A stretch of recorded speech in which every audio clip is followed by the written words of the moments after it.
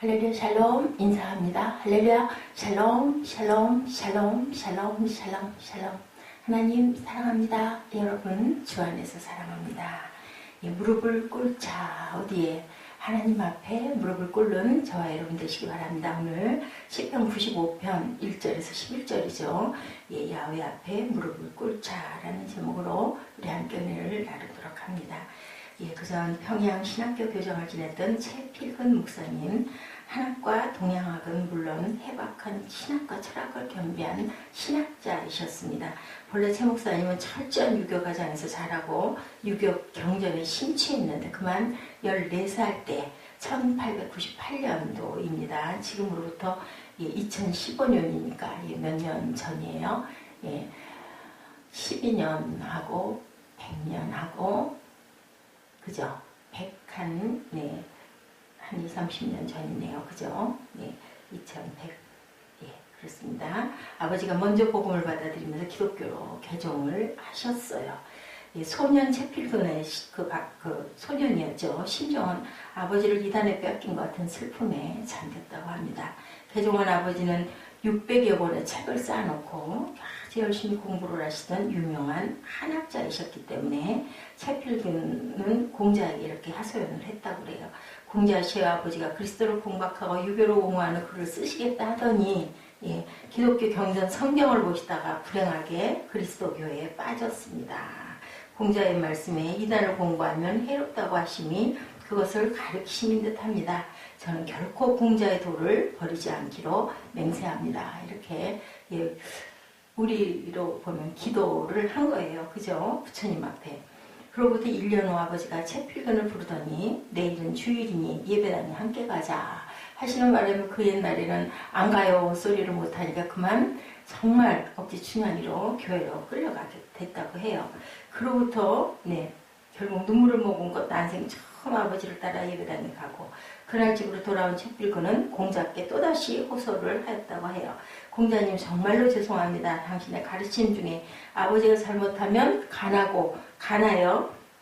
그래도 듣지 않으시면 울면서 쫓으라고 하셨죠. 세상을 떠나시면 3년까지는 고치지 말라고 하셨죠. 저도 아버지가 세상을 떠나면 3년상을 치르고 틀림없이 다시 공자 앞으로 돌아오겠습니다. 이렇게 또 다시 기도를 했다고 합니다.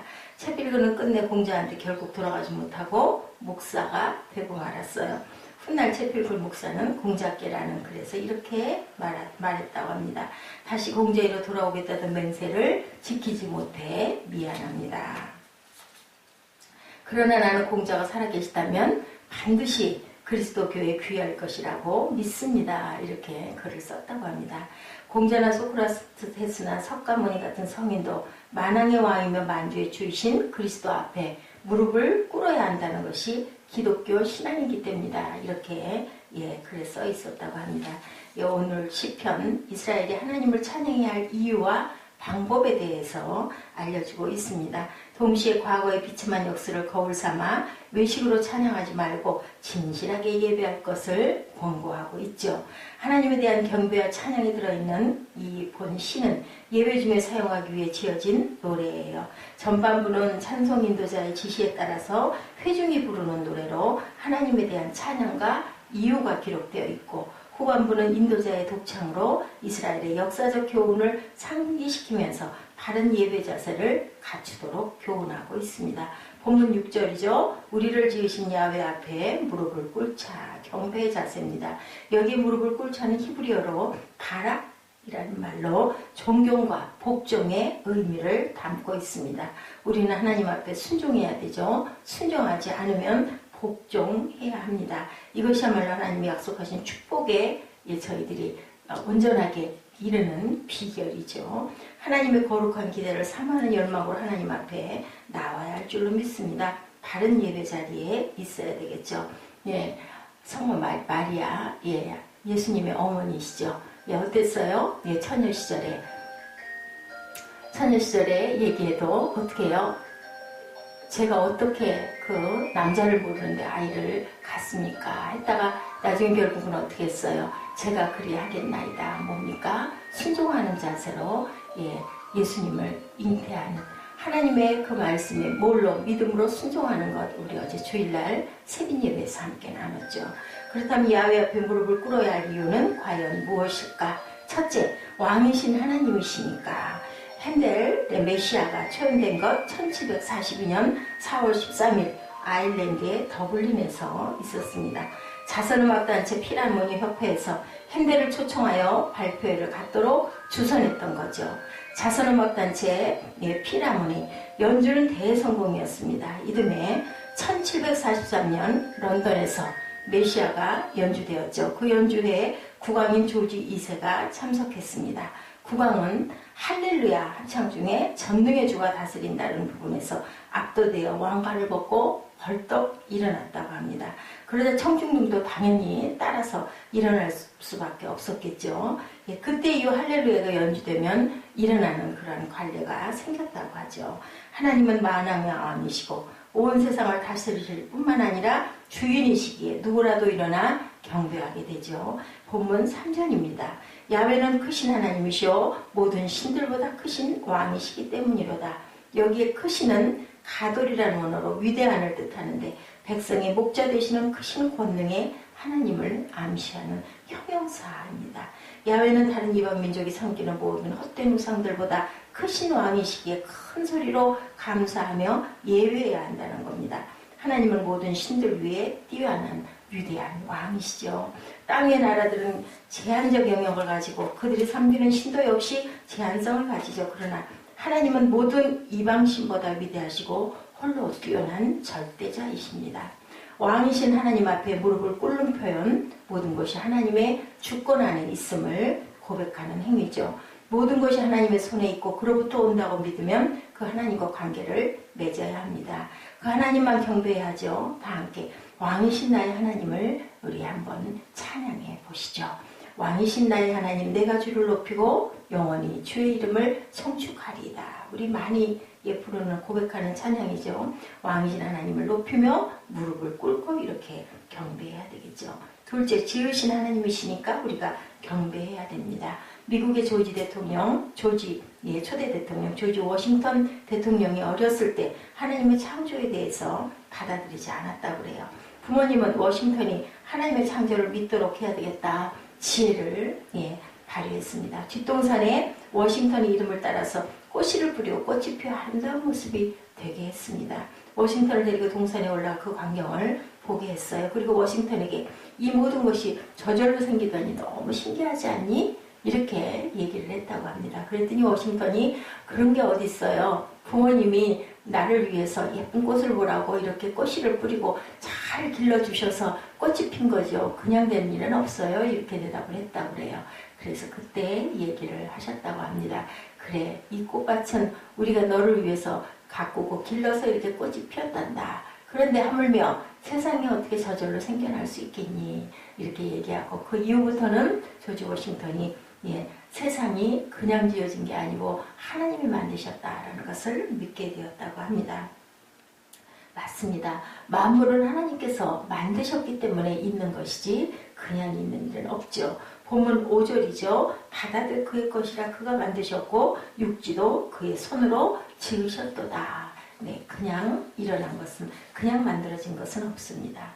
신은 하나님의 뛰어난 주권과 우월성을 강조하고 모든 이방신들이 숭배하는 대상도 하나님이 만드신 창조물에 포함되어 그 지배권 아래 있다는 것을 주장합니다. 이 땅의 모든 것, 모든 존재하는 것은 하나님께서 지으신 것임을 우리가 기억해야 합니다. 우리는 하나님의 피조물입니다. 하나님께서 지으신 목적이 과연 무엇일까요? 에베소서 2장 10절에도 말씀합니다. 우리는 그의 만드신 바라 그리스도 예수 안에서 선한 일을 위하여 지으심을 받은 자이니 이 일은 하나님이 전에 예비하사 우리로 그 가운데서 행하게 하려 하심이라. 하나님의 목적을 그리스도 안에서 발견한 사람이 하나님 앞에 무릎을 꿇을 수 있죠. 예배는 나를 지으신 하나님을 만나는 자리가 되어야 합니다.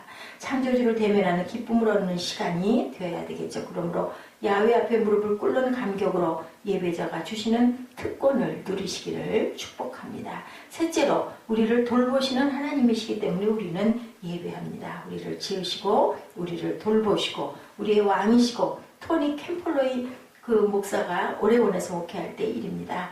예, 어느 교인이 암을 낫게 해달라고 기도 요청을 했어요.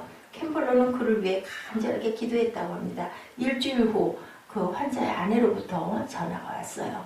목사님이 저희 남편을 위해서 기도해 주셨죠? 라고 얘기를 하더랍니다. 그래서 맞습니다. 라고 대답을 했더니 제 남편이 죽었습니다. 아이, 그 말을 듣고 그만 가슴이 철렁했대요. 뭘 따지려고 전화를 한 건 아닐까 싶고 마음이 불안했다고 합니다. 그런데 아내가 얘기하더라고 합니다. 언짢게 생각하지 마세요. 예, 당시 남편은 분노로 가득 차 있었습니다. 예, 자녀와 손자들의 성장을 보지 못하고 죽을 생각을 하니 너무 억울하다며 하나님을 원망하고 저주했었대요. 우리는 그 모습을 볼 때마다 함께 있는 것이 심히 괴롭고 불편했습니다. 그런데 목사님께서 기도해 주시면 남편에게 평안과 기쁨이 생겼습니다. 하나님의 남편의 마음을 만져주셨죠. 목사님, 지난 3일 동안은 행복한 시간이었습니다. 함께 찬양하고 웃고 성경을 읽고 기도했습니다. 목사님의 남편을 위해 기도해 주신 것에 대해 감사하려고 전화했습니다. 어리둥절하는 캠플러 목사에게 그녀는 이렇게 덧붙이는 것이었대요. 남편은 치료되지는 않았지만 치유되었습니다. He was not closed, but he was healed. 하나님이 돌보신 결과 맞죠? 하나님께서는 네가 오기는 와야 되겠지만 내가 너에게 평안을 줄게. 그리고 구원의 마음을 주셨어요. 본문 7절입니다. 그는 우리의 하나님이시오. 우리는 그가 기르신 백성이며 그의 신이 돌보시는 양이다. 하나님은 이스라엘의 주인이시며 이스라엘은 하나님의 양입니다. 여기 양이란 말, 하나님께서 목자가 되셔서 구체적으로 인도하시며 필요를 공급하신다는 사실을 강조하는 단어. 우리는 하나님이 기르신 양입니다. 양은 목자가 없으면, 주인이 없으면 살 수가 없죠. 눈도 잘 보이지 않고 바람도 모릅니다. 낭떠러지도 떨어질 수밖에 없죠. 그래서 목자가 필요하죠. 하나님은 우리와 관계를 가지시고 또 우리 안에 계시고 인도해 주시는 그러한 목자 되시는 하나님이시죠. 그의 기르시는 백성으로 삼으시고 그의 손에 있는 양처럼 돌보심을 믿는 저와 여러분 되시기를 바랍니다. 이러한 하나님을 믿을 때 무릎을 꿇고 하나님을 경배하게 되죠.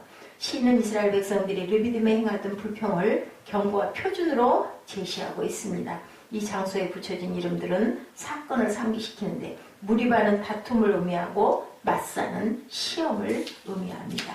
이스라엘 백성들이 무리 없어 고생할 때 하나님이 계신다 안 계신다 시험했죠. 하나님의 돌보심 안에 있는 사실을 의심했습니다. 그러기에 다윗은 강야에서 조상들이 했던 실수를 회상하면서 하나님을 의심하지 말라고 이렇게 경고하고 있죠.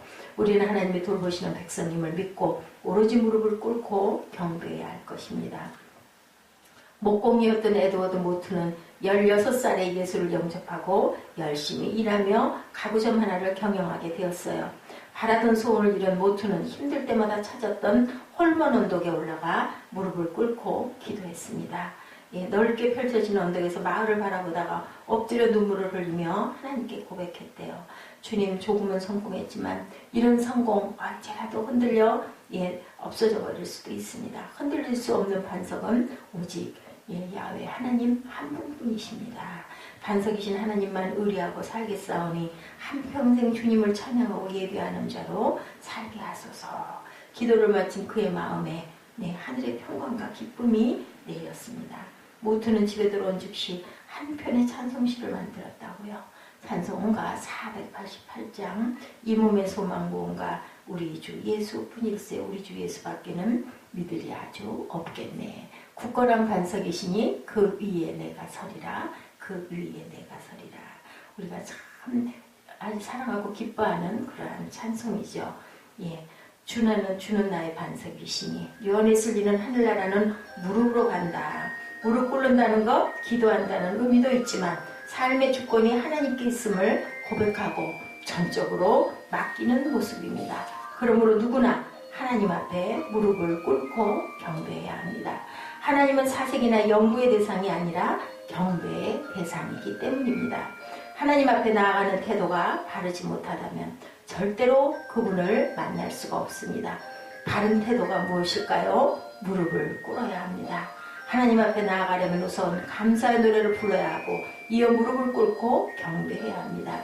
하나님 앞에 무릎을 꿇는 저와 여러분 되시기를 주님의 이름으로 축복합니다. 또한 그 무릎 꿇으면 어떻게 정말 진정으로 신령으로 하나님께 온전히 무릎을 꿇고 순종하는 저와 여러분 되시고, 또한 우리를 지으신 창조주 하나님이시기에, 그리고 우리를 돌보신 하나님의 사랑, 하나님 앞에 무릎을 꿇고 온전하게 꿇고 예배함으로 진정으로 하나님을 만나 뵙는 복된 성도, 하나님의 임재를 항상 깨닫고 느끼고 알고 기뻐하고 감사하는 그러한 저와 여러분들 되시기를 주님의 이름으로 축복합니다. 기도하시겠습니다.